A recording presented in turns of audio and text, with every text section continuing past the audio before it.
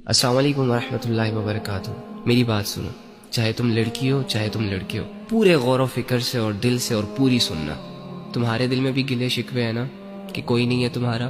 کسے بتاؤں اپنے دل کے راز؟ یہ دنیا میرے ساتھ ایسا کیوں کر رہی ہے؟ یہ لوگ میرے ساتھ ایسا کیوں کر رہے ہیں؟ اور میں خود بھی کچھ کر کیوں نہیں پا رہا؟ آخر میں ایسا کیوں؟ جب انسان دنیا کی زندگی کو ہی سب کچھ سمجھ لیتا ہے نا، تو واللہ ہی وہ اس سٹیج پر چلا جاتا ہے کہ دنیا کی زندگی اسے سمجھ نہیں آتی۔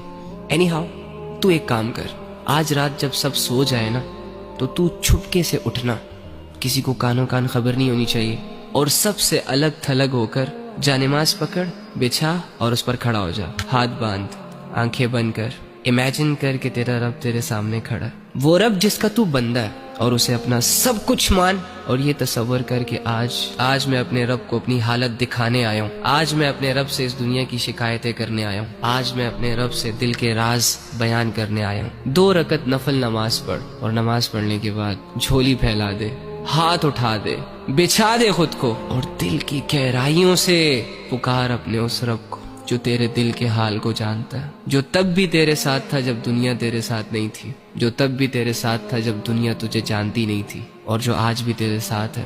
وہ اکیلا کافی ہے تجھے سنبھالنے کے لیے۔ اگر تو گر چکا ہے تو وہی تجھے اٹھا سکتا ہے۔ اس یقین، اس امید، اس تصور کے ساتھ اپنا حال دل اپنے رب کو سنا۔ ایک آنسو کا قطرہ نکل آیا نا، یا تیری آنکھیں صرف نم ہو گئی، یا چلو اگر تمہیں صرف اتنا احساس ہو گیا کہ میں اللہ کے سامنے بیٹھا ہوں، میں اللہ ہی سے بات کر رہا ہوں، یقین کر کے اٹھنا کہ تیرا رب تجھ سے راضی ہے۔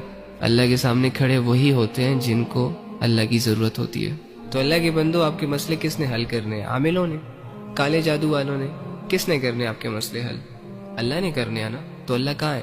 ایکچولی میں آئی ڈونٹ نو وائی ہمارا یہ مائنڈ سیٹ بنا ہوا ہے کہ اللہ کچھ اسپیسیفک جگہوں میں پایا جاتا ہے، اور اللہ رب العزت کی جو مغفرت کے فیصلے ہوتے ہیں وہ نیک لوگوں کے لیے ہوتے ہیں، یا اللہ رب العزت جن لوگوں کی دعائیں قبول کرتا ہے وہ بہت نیک ہوتے ہیں، لمبے لمبے سجدے اور پاک صاف رہنے والے ہوتے ہیں۔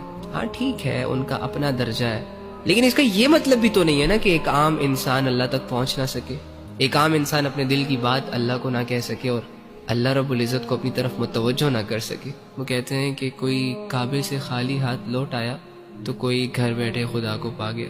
آپ کو نہیں لگتا کہ جو کمزور ہوتے ہیں، جو عام لوگ ہوتے ہیں، جو مظلوم اور فقیر قسم کے لوگ ہوتے ہیں، جو خالی ہاتھ ہوتے ہیں، معاشرے کو زیادہ تر ترس انہی لوگوں پر آتا ہے؟ تو اگر آپ اپنے آپ کو یہ مان بیٹھے ہیں کہ ہم گنہگار ہیں، ہم بدکار ہیں، تو دوسری جانب یہ بھی تو یقین کر سکتے ہیں نا کہ اللہ رب العزت آپ کی طرف زیادہ رجحان کرے گا۔